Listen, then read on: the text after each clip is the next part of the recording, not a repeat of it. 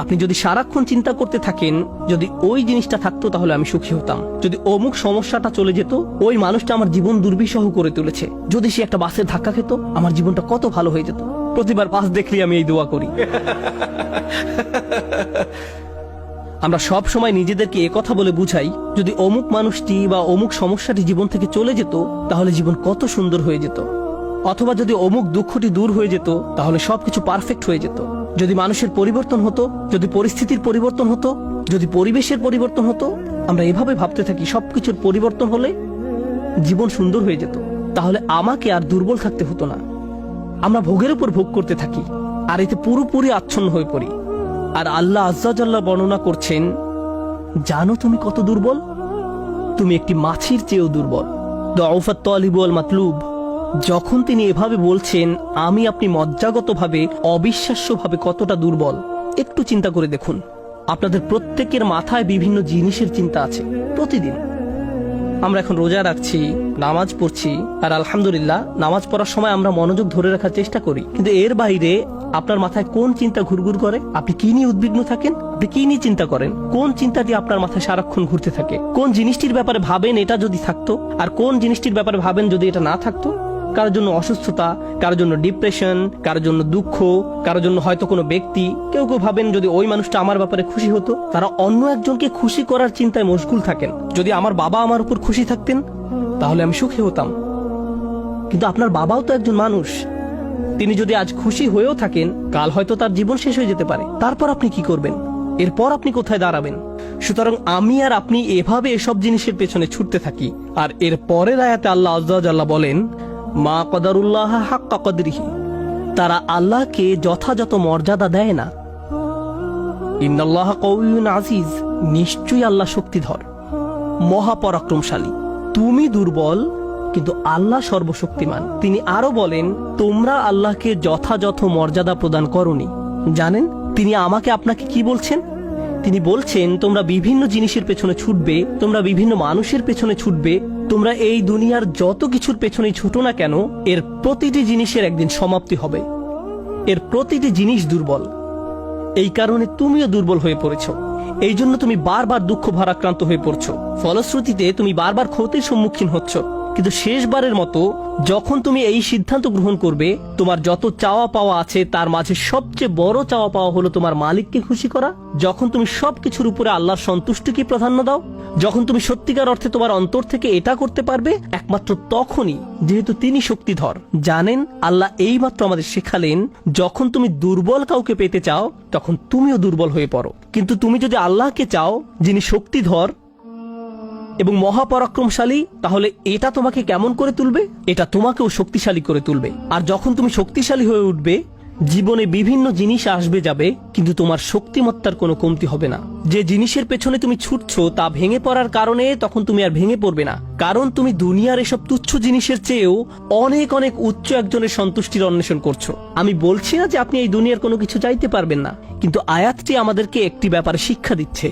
আমরা যখন এসব পার্থিব বিষয় কামনা করব আমরা বুঝবো যে এগুলো দুর্বল। পার্থিব এসব বিষয় জীবনে আসবে যাবে, কিন্তু আমরা কখনো আল্লাহকে হারাতে পারবো না। লক্ষ্য করুন, মানব জাতির ব্যর্থতা হলো যখন তারা পার্থিব কোনো জিনিস পেতে ব্যর্থ হয় তারা আল্লাহকে ভুলে যায়। তাদের চাওয়া পাওয়ার জিনিসটি না পেলে তারা নামাজ পড়া ছেড়ে দেয়। তারা যা চায় তা যদি না পায় তারা এভাবে বলে, এভাবে দোয়া করার অর্থ কি? তারা যখন তাদের আকাঙ্ক্ষার বস্তুটি পায় না তখন দুঃখ হতাশা একেবারে ভেঙে পড়ে এবং বলে আমি তো আল্লাহর সাথে কথা বলার শক্তিও পাচ্ছি না। এমনটি ঘটার কারণ হলো সমস্যায় পড়ার পূর্বে আল্লাহর সাথে তাদের বন্ধন শক্তিশালী হয়ে ওঠেনি। যদি সে বন্ধনটি আগে থেকেই বর্তমান থাকতো, যেমন মূল যদি শক্তভাবে গাঁথা থাকে তাহলে ঝড় এলে এদিক ওদিক দুলতে থাকে, সম্পূর্ণ ভেঙে পড়ে না, মূলের উপর দাঁড়িয়ে থাকতো। আর ঝড় চলে গেলে আবার ফল দেয়া শুরু করতো। এরকম একটা উপমার কথা কোরআনে অন্যত্র এসেছে, আসলুহা সাবিত ওয়া ফারউহা ফিস সামা। লা ইলাহা ইল্লাল্লাহ হলো এমন একটা বৃক্ষের মতো যার শেকড় মাটিতে এবং শাখা আকাশে উত্থিত। এটাই ঈমানের শক্তি। এই আধ্যাত্মিক শক্তির ধারণাটি আরো পরিষ্কার করার জন্য আমি আপনাদের নিকট একটা উদাহরণ পেশ করব। শক্তিকে আমরা বিভিন্ন জিনিসের সাথে সংযুক্ত করি। আমি বহু বছর আগে একটা ঘটনা নিয়ে কথা বলছিলাম, কিন্তু এখন এটি আমাকে অনুপ্রাণিত করে। যুক্তরাষ্ট্রের নিউ অরলিন্স অঙ্গরাজ্যের একটা পরিবারের একটা ঘটনা। পরিবারটা ছিল অনেক ধনী, তাদের গাড়ি ডিলারশিপের ব্যবসা ছিল। তাদের দোকান ছিল একেবারে সমুদ্র সৈকতের পাশে। তারা দামি দামি গাড়ি আমদানি করত এবং বিক্রি করত। এরপর হ্যারিকেন ক্যাটরিনা আঘাত হানল। ক্যাটরিনা এসেছিল বিশাল জলোচ্ছ্বাস নিয়ে এবং এর ফলে তাদের কেনা সকল গাড়ি ভেসে গেল। একমাত্র লেক্সাস এলএস মডেলের একটা গাড়ি বর্তমান ছিল এবং পরিবারটা এই গাড়িতে করেই হ্যারিকেন আক্রান্ত এলাকা থেকে পালিয়েছিল। দুর্যোগ শেষ হওয়ার কয়েক মাস পরে স্টেটের সবকিছু খুলে দেওয়ার পর আমি আবার তাদের সাথে দেখা করতে গিয়েছিলাম। যে পরিবারটি মাসে প্রায় 2 কোটি টাকা আয় করত, তারাই এখন সেই লেক্সাস গাড়িতে করে পিজা ডেলিভারি দিচ্ছে। পরিবারটি এখন এই কাজ করছে। এক ব্যক্তির পিজা দোকানের জন্য তাদেরকে হায়ার করা হয়েছিল। মা বাবা দোকানে পিজা বানাতো আর ছেলে লেক্সাসে করে সেই পিজা ডেলিভারি দিত। আমি যখন এটা দেখলাম, কল্পনা করতে পারেন অন্য কেউ যদি এরকম পরিস্থিতিতে পড়তো, অন্য কোনো মিলিয়নিয়ার যদি এভাবে দেউলিয়া হয়ে যেত, তাদের কি হতো? তারা সম্পূর্ণ হতাশ হয়ে যেত, মদের বোতল হাতে জীবন পার করে দিত। কারণ তারা মনে করত যা তাদের ছিল তাই তাদের শক্তিশালী করেছে। এখন যেহেতু এই সম্পদ হারিয়ে গেছে, আমার পক্ষে আর এই পরিস্থিতি মোকাবেলা করা সম্ভব নয়, এই ধরনের ক্ষতি সহ্য করা সম্ভব নয়। কিন্তু এই পরিবারের ক্ষেত্রে যখন আমি তাদের সাথে দেখা করলাম, সবাই খুবই শান্ত, নির্বিঘ্ন। বাবার অনেক বয়স হয়েছিল। এই রকম বয়সে এমন ক্ষতির সম্মুখীন হলে মানুষ হার্ট অ্যাটাক করে, উচ্চ রক্তচাপে ভোগে, কিন্তু এই মানুষটা সম্পূর্ণ শান্ত। তো আমি তাকে জিজ্ঞেস করলাম, কিভাবে এটা সম্ভব? আমি এমনকি আমার প্রশ্ন করাও শেষ করতে পারিনি। আমি শুধু বললাম, কিভাবে? তিনি হেসে উঠলেন।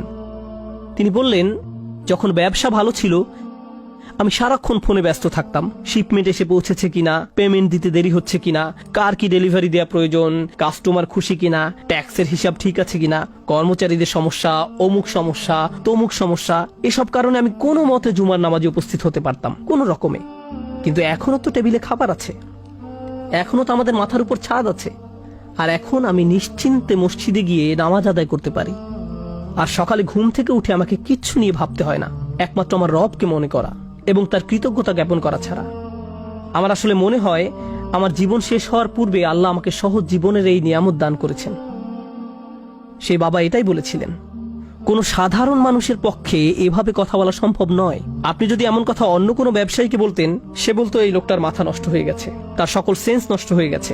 আর এই জন্যই এখন সে তার মাথায় এই পরিস্থিতির একটা যৌক্তিকতা খুঁজে নিয়েছে। আপনাদেরকে একটা কথা বলছি, একজন মানুষের পক্ষে কেবল তখনই এভাবে কথা বলা সম্ভব যখন সে বুঝতে পারে যেসব জিনিসের পিছনে সে ছুটছে তা দুর্বল। কেবলমাত্র আল্লাহই শক্তিশালী।